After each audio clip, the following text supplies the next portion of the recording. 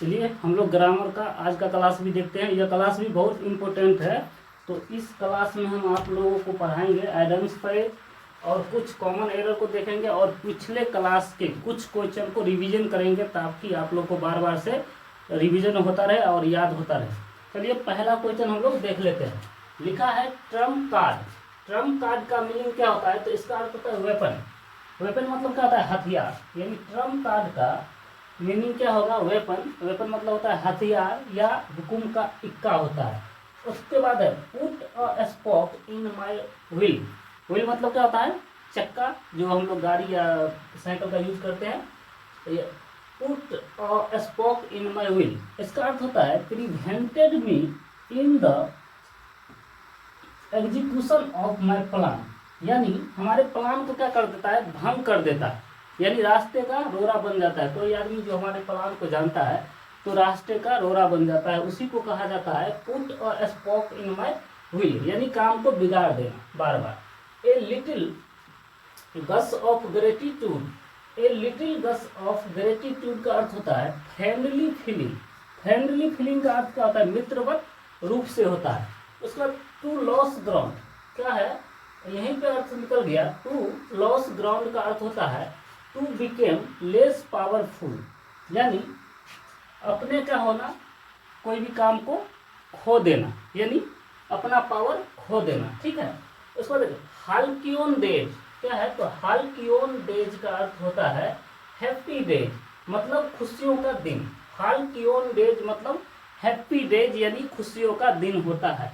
अगला to make both end meet क्या है? तो to make both ends meet का अर्थ होता है to live within one's income, यानी अपने इनकम के अनुसार जीना। वंस इनकम मतलब क्या होता है? अपने इनकम के अनुसार जीना। यानी to make both ends meet का अर्थ होता है to live within one's income, यानी अपने इनकम के अनुसार जीना। To make one's blood boil, यानी to make one's blood boil का अर्थ क्या होता है? टू मेक समबडी फ्यूरियस का अर्थ हो गया कि अत्यधिक गर्म खून होना, यानी खोलना। ठीक है। यानी to make one's blood boil यानी हद से ज्यादा ब्लड क्या हो जाना या खून खोलना होता है। Washed their hands off. Washed their क्या है? तो वाश्ड देयर हैंड्स ऑफ का अर्थ क्या होता है? डिसएसोसिएटेड देमसेल्फ फ्रॉम, यानी फ्रॉम।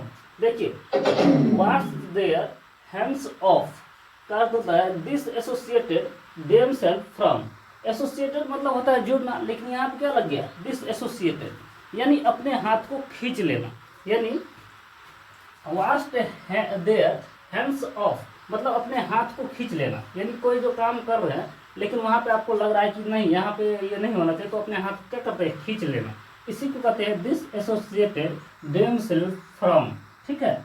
अब हम लोग कुछ कॉमन एरर को देखेंगे। तो कॉमन एरर में आज हम लोग टेंस के लिए हैं। तो देखिए अगर वाक्य में अनलेस अगर क्या है? क्लॉज, यानी टेंस में जब दो क्लॉज होगा, दो क्लॉज अगर होगा, पहला क्लॉज 1 और पहला क्लॉज 2, और इस क्लॉज से पहले क्लॉज से पहले अगर अनलेस लगा हो, इन केस लगा हो, इफ लगा हो, वेन लगा हो, आफ्टर लगा हो, एज सुन एज लगा हो, यह सब लगा हो और इससे वाक्य शुरू हो रहा है, तो इसका पहला वाला क्लॉज यानी पहला जो है सेंटेंस जो है यह होगा सिंपल फ्यूचर में होगा। किस में हो जाएगा?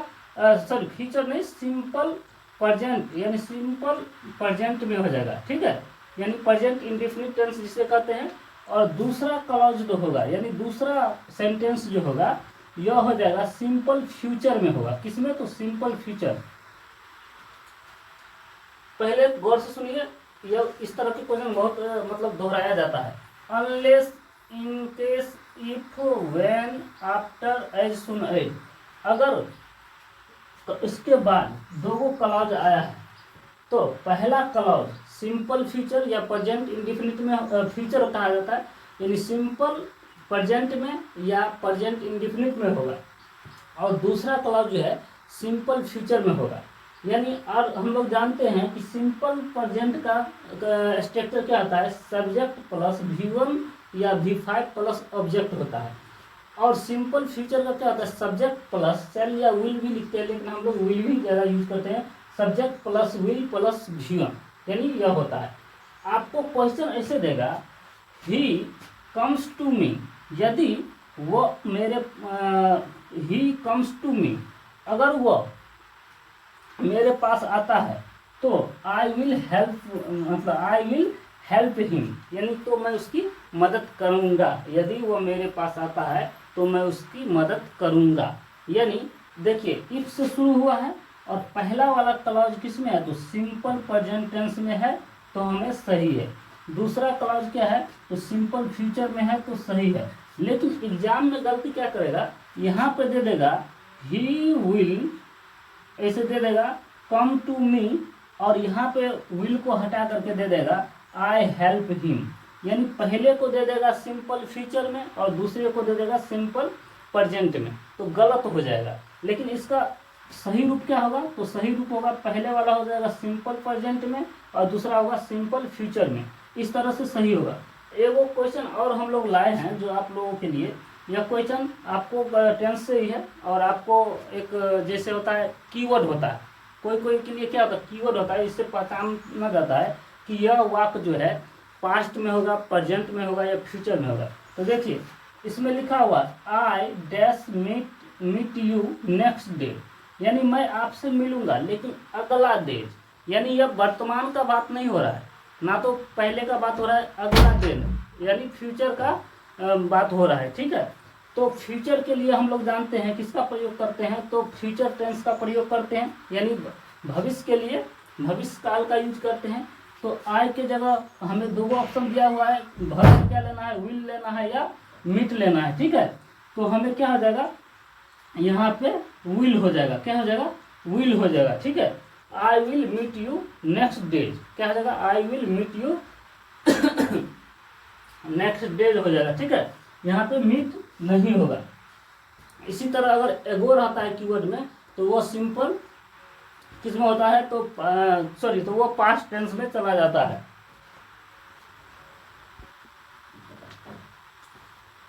तो यह रूल जो है आप लोग समझ गए होंगे। ऊपर से एक बार हम लोग रिवीजन कर लेते हैं और पिछले क्लास के कुछ क्वेश्चन को, जैसे लिटरेचर के क्वेश्चन और कुछ जो है वन वर्ड सब्स्टिट्यूशन जो भी होगा उसको हम रिवीजन करेंगे 5 मिनट।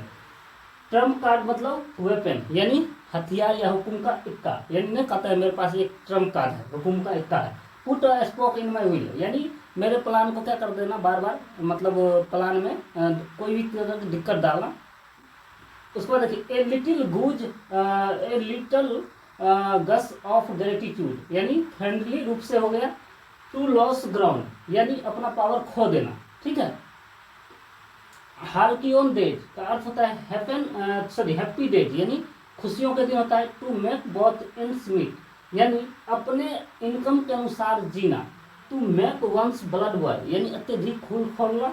उसके बाद वाश देयर हैंड ऑफ, यानी अपने हैंड ऑफ कर देना, हाथ को खींच लेना। ठीक है, you unless in case if when after a सुनेज, अगर वाक्य में इस तरह से फ्यूचर या क्या कहते हैं टेंस या क्वेश्चन है, कॉमन ईयर में आता है, अगर इस सब से शुरू हुआ हो, आगे दो को क्लॉज लगा हो, तो पहला क्लॉज जो है सिंपल प्रेजेंट में होगा, दूसरा क्लॉज जो है सिंपल फ्यूचर में होगा, और यह स्ट्रक्चर हो गया। अब हम लोग पिछले क्लास के कुछ चीज़ को रिवीजन करेंगे, जो 5 मिनट तक हम लोग ये नोट बनाए हैं, तो इसमें से हम लोग रिवीजन कर लेते हैं और पिछले क्लास में हम आप लोग को पढ़ाए भी है। देखिए, रिजल्टिंग इन डेथ का अर्थ क्या होता है, फेटल होता है, यानी प्राण घातक। हम 5 मिनट रिवीजन करेंगे। रिजल्टिंग इन डेथ यानी फेटल, यानी प्राण घातक होता है, यानी कोई कारण परिणाम हो जाना, यानी कहीं मर जाना। Diet can not be cured और या मेड बेटर, जिसे क्या किया जा सकता है और या तो बेटर नहीं बनाया जा सकता है। तो इनकरेबल होता है, यानी असाध्य होता है। हैविंग कॉज्ड और अबाउट टू कॉज डेथ, यानी इसका अर्थ क्या होता है, इसका अर्थ होता है मोर्टल। मोर्टल मतलब होता है नश्वर, क्या होता है, नश्वर होता है। ठीक है, नोइंग एवरीथिंग, जो सभी चीज को जानता है, तो क्या कहलाता है, ओमनीशिएंट कहलाता है, यानी सर्वज्ञ कहलाता है।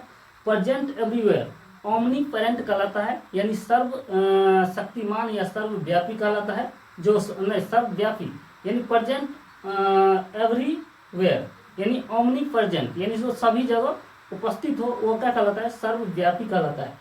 हैविंग द एबिलिटी और या स्किल टू डू एवरीथिंग, यानी वो जो सभी कुछ को कर सकता है, वो क्या कहलाता है, ओमनीपोटेंट कहलाता है, यानी सर्वशक्तिमान, जो सब कुछ को कर सकता है। One who lives on vegetable, वह जो केवल वेजिटेबल पर आता है वो वेजिटेरियन कहलाएगा। उसके बाद देखिए अगला हम लोग देखते हैं a person who eats other people flesh, यानी ऐसा आदमी जो दूसरे के फ्लेश को खाता है, वो कहलाता है कैनिबल कहलाता है, यानी नरभक्षी कहलाता है। A person whose diet include meat, यानी ऐसा आदमी जो अपने डाइट में मीट यानी मांस को इंक्लूड करता है, वो कहलाता है नॉन वेजिटेरियन कहलाता है। अगला हम लोग देख लेते हैं diet which can not B read, यानी वो जिसे नहीं पढ़ा जा सकता, यानी क्या कहलाएगा, तो इलिजिबल कहलाएगा, यानी इलिजिबल यानी अपठनीय कहलाएगा। यह सारा पढ़ाया हुआ है, आप लोग पिछला वीडियो देखिएगा तो उसमें है, लेकिन आपको हम रिवीजन करवा रहे हैं। इनकेपेबल ऑफ बीइंग सीन, यानी क्या है, तो देखने में क्या है, इनकेपेबल यानी सही से नहीं दिख रहा है, क्या कहलाएगा, इनविजुअल कहलाएगा, यानी अदृश्य कहलाएगा। ए person who is bad in spelling, यानी एक ऐसा आदमी है जो स्पेलिंग में क्या करता है, बैड यानी बुरा है, यानी लिखने में उसे बार बार गलती होती है, तो वो कहलाता है केकोग्राफिस्ट कहलाता है। क्या कहता है, केकोग्राफिस्ट कहलाएगा। ए पर्सन हु लाइक और एडमायर्स वोमेन, यानी ऐसा आदमी है जो क्या करता है, औरत को क्या करता है, लाइक करता है या एडमायर करता है, वो क्या कहलाता है, फिलोजिनिस्ट कहलाता है। क्या कहलाता है, फिलोजिनिस्ट कहलाएगा। उसके बाद a person who studies the history of language, यानी ऐसा आदमी जो हिस्ट्री के लैंग्वेज को क्या करता है, अध्ययन करता है, या पार्टिकुलर लैंग्वेज को भी अध्ययन करता है, यानी किसी खास को भी अध्ययन करता है। दो तरह से यहाँ पे वाक्य को घुमाया जाता है, उससे क्या कहते हैं, तो इसे कहते हैं फोनोलॉजिस्ट कहलाता है। क्या कहलाता है, फोनोलॉजिस्ट कहलाता है। A person who draws map, यानी ऐसा आदमी जो मैप को ड्रॉ करता है, उसे क्या कहते हैं, तो कार्टोग्राफर कहलाता है। ये क्या कहता है, कार्टोग्राफर यानी मानचित्रकार या मानचित्र बनाने वाला। उसके बाद a person whose job is to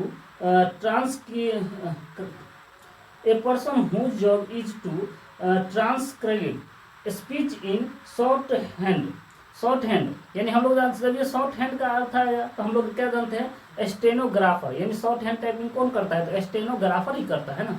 चलिए हम लोग कुछ महत्वपूर्ण को बार बार इसलिए देख रहे हैं कि इस तरह के वाक्य जो है और वन वर्ड सब्स्टिट्यूशन या सेंटेंस को बार बार वाक्य एग्जाम में दोहराया जाता है। तो आज हम लोग 10 मिनट रिवीजन करेंगे। आपको पहले ही बताएं, one who know many language, ऐसा आदमी जो बहुत सारे लैंग्वेज को जानता है, क्या कहलाता है, पॉलीग्लोट कहलाता है। क्या कहता है, पॉलीग्लोट यानी बहुभाषी कहलाता है। स्पीकिंग और यूजिंग मैनी डिफरेंट लैंग्वेज, जो बोलने के दौरान बहुत सारे लैंग्वेज को यूज करता है, वो कहलाता है मल्टीलिंगुअल कहलाता है, यानी बहुभाषीय कहलाता है। A person who knows several foreign language, यानी ऐसा well a person who knows several foreign language well, यानी ऐसा आदमी जो बहुत सारे विदेशी भाषा को अच्छी तरह से जानता है, तो वो क्या कहलाता है, तो लिंग्विस्ट कहलाता है, यानी बहुभाषाविद कहलाता है। Hard to please, hard to please का अर्थ होता है हार्ड टू प्लीज का अर्थ होता है फास्टिडियस होता है, यानी क्या होता है, नक चढ़ा या दुराचार टाइप का लोग होता है, तो यानी हार्ड टू प्लीज। ठीक है, उसके बाद think only about one self का अर्थ क्या हो गया, केवल अपने बारे में सोचना, and not what other people need और वांट, यानी दूसरे लोगों को क्या जरूरत है या नहीं है उसके बारे में नहीं सोचना। ऐसे आदमी को क्या कहते हैं, ईगोसेंट्रिक कहलाता है। क्या होता है, ईगोसेंट्रिक यानी आत्म केंद्रित, यानी केवल अपने बारे में सोचना। One who looks at the dark side of life, यानी वो जो अपने डार्क साइड ऑफ लाइफ को देख लेता है, वो कहलाता है पेसिमिस्ट कहलाता है, यानी निराशावादी कहलाता है। ठीक है, लेकिन इसी में एक और हम इसको पढ़ाएंगे आपको, one who looks at the bright side of life, यानी ऐसा आदमी जो अपने ब्राइट साइड ऑफ लाइफ को देख लेता है, यानी उज्जवल भविष्य को देख लेता है, तो वो कहलाता है ऑप्टिमिस्ट कहलाता है, आशावादी कहलाता है। One who believe in the exist of God, यानी ऐसा आदमी जो भगवान में क्या करता है, बिलीव करता है, वो कहलाता है थेइस्ट कहलाता है, यानी आस्तिक कहलाता है। One who does not believe in exist of God, वो ऐसा आदमी जो भगवान में बिलीव नहीं करता है वो कहलाता है अथेइस्ट कहलाता है। उसके बाद a person who is recognised as having an exceptional degree of holiness, यानी ऐसा आदमी जो किसी से क्या होता है होलीनेस यानी परम पूज्य होता है, क्या उसे क्या करेंगे सेंट कहते हैं, यानी सेंट यानी साधु, साधु कहलाता है। One who is indifferent to pleasure और पेन, ऐसा आदमी जो प्लीजर यानी खुशी और पेन मतलब दुखी दोनों में क्या है इनडिफरेंट है, यानी कोई फर्क ही नहीं है। ऐसे कोई किसी किसी आदमी को देखिएगा सुख में एक अलग तरह का होता है, दुख में एक अलग तरह का होता है, लेकिन ऐसा भी आदमी है जो सुख और दुख दोनों में वो एक ही समान दिखता है, यानी कोई इसमें डिफरेंट होता ही नहीं है, यानी इनडिफरेंट। तो ऐसा आदमी को क्या कहलाता है स्टोइक कहलाता है, STOIC स्टोइक कहलाता है, यानी भावहीन होता है, यानी उसमें किसी भी तरह का फीलिंग ही नहीं है। उसके बाद one who looks at the bright side of life, अभी बढ़ रहे हैं ऑप्टिमिस्ट यानी आशावादी। ए person who doubt that something is true या राइट, यानी एक आदमी है वो डाउट में है कि यह सही है या सत्य है, तो ऐसा आदमी क्या कहलाता है, ऐसा आदमी को कहते हैं सेप्टिक कहलाता है। क्या होता है सेप्टिक, SCEPTIC सेप्टिक यानी संचयवादी होता है। उसके बाद a person who studies the speech sound of a particular language, अभी आपको हम पढ़ाएं पार्टिकुलर लैंग्वेज हो या जैसे हिस्ट्री लैंग्वेज हो या इंग्लिश लैंग्वेज हो, किसी खास लैंग्वेज के बारे में अध्ययन करना यानी क्या कहलाता है तो फोनोलॉजिस्ट कहलाता है। ठीक है, अब हम लोग कुछ जो है महत्वपूर्ण लिटरेचर के क्वेश्चन को देखेंगे, जो बुक का नाम है और ऑथर का नाम है। ठीक है, the Faerie Queene, Faerie Queene पुस्तक के लेखक कौन है तो एडमंड स्पेंसर है। डॉक्टर फास्टस पुस्तक के लेखक कौन है तो क्रिस्टोफर मार्लोई है। ठीक है, कुछ महत्वपूर्ण को देख लेते हैं, यह रिवीजन करवा रहे हैं और बहुत सारे हम पढ़ाए हुए हैं इसी तरह से ताकि आप लोग को याद हो जाए।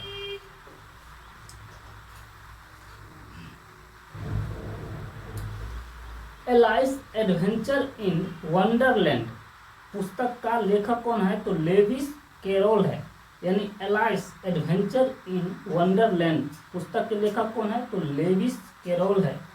Through the looking glass, through the looking glass के लेखक कौन है तो लेविस कैरोल है। The angel in the house, the angel in the house, angel मतलब परी, the angel in the house पुस्तक के लेखक भी कौन है तो लेविस कैरोल है। ठीक है, अगला हम लोग देख लेते हैं, महत्वपूर्ण को ही देखेंगे। मून स्टोन, मून स्टोन के लेखक कौन है तो विल्की कॉलिंस है। कौन है तो विल्की कॉलिंस, स्पेलिंग बताएं WILKIE Wilkie Collins, COLLINS Wilkie Collins हो जाएगा। ठीक है, तो मून स्टोन पुस्तक के लेखक है विल्की कॉलिंस है, और मून स्टोन पुस्तक को known as first detective novel, यानी इसे फर्स्ट डिटेक्टिव नॉवेल के रूप में भी जाना जाता है। किसको तो मून स्टोन नॉवेल को। उसके बाद है the Woman in White, the Woman in White पुस्तक के लेखक, नॉवेल के लेखक कौन है तो इसके भी लेखक है तो विल्की कॉलिंस ही है। इस पुस्तक के भी लेखक कौन है तो विल्की कॉलिंस ही है, और इस पुस्तक को also known as first mystery novel के रूप में जाना जाता है। तो आप लोगों से पूछ भी सकता है फर्स्ट मिस्ट्री नॉवेल के नाम से किसे जाना जाता है तो the Woman in White novel को जाना जाता है, लेकिन अगर पूछेगा the Woman in White novel के राइटर कौन है या ऑथर कौन है तो विल्की कॉलिंस हो जाएगा। अब द इगोइस्ट के लेखक कौन है तो the egoist EGOIST the egoist पुस्तक के लेखक कौन है तो जॉर्ज मेरेदिथ है। जॉर्ज मेरेदिथ MEREDITH यानी जॉर्ज मेरेदिथ है, और यह एक ट्रेजिक क्या है तो कॉमिक नॉवेल है। कौन तो द इगोइस्ट। ठीक है,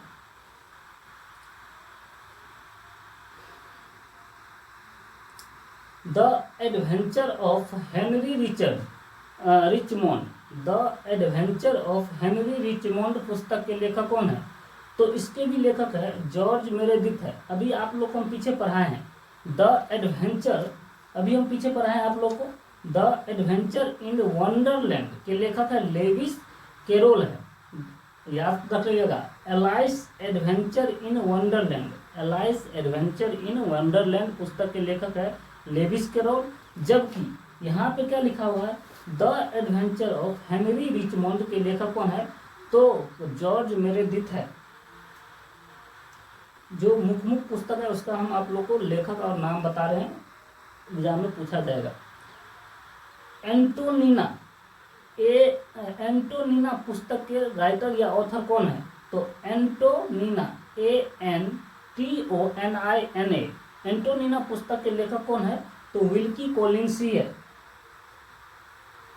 अब देखिए किडनैप, किडनैप हो गया के लेखक कौन है, तो किडनैप के लेखक हो गया RL स्टीवेंसन हो गया।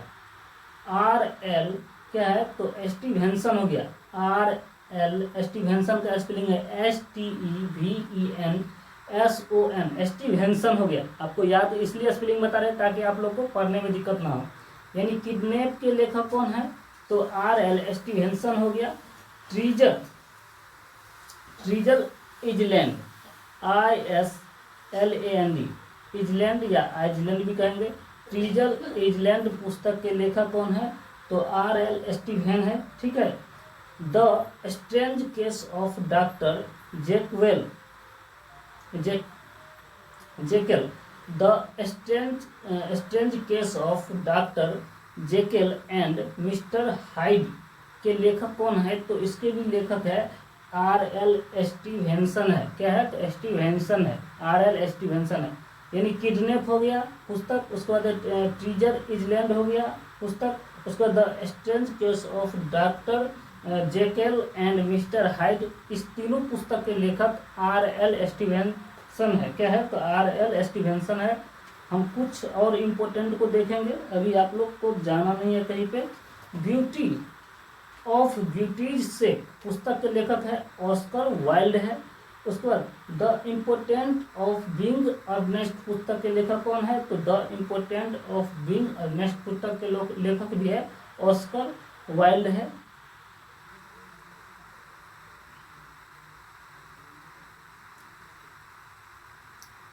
All art is quite useless, यानी ऑल आर्ट इज है क्वाइट यूजलेस, यानी सभी आर्ट क्या है, बिल्कुल क्या है, तो यूजलेस यानी बेकार है।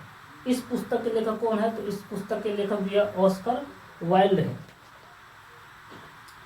अब है on the origin of species, on the origin of species पुस्तक के लेखक चार्ल्स डार्विन है। और द डिसेंट क्या है, तो द डिसेंट ऑफ मैन, यानी द डिसेंट ऑफ मैन पुस्तक के लेखक भी कौन है, तो चार्ल्स डार्विन है। यानी दो पुस्तक के नाम याद रखना है, on the origin of species और द डिसेंट ऑफ मैन। इस पुस्तक के लेखक कौन है, तो चार्ल्स डार्विन है, ठीक है। अगला हम आगे क्लास में रिवीजन करेंगे। आज के लिए इतना ही, जय हिंद।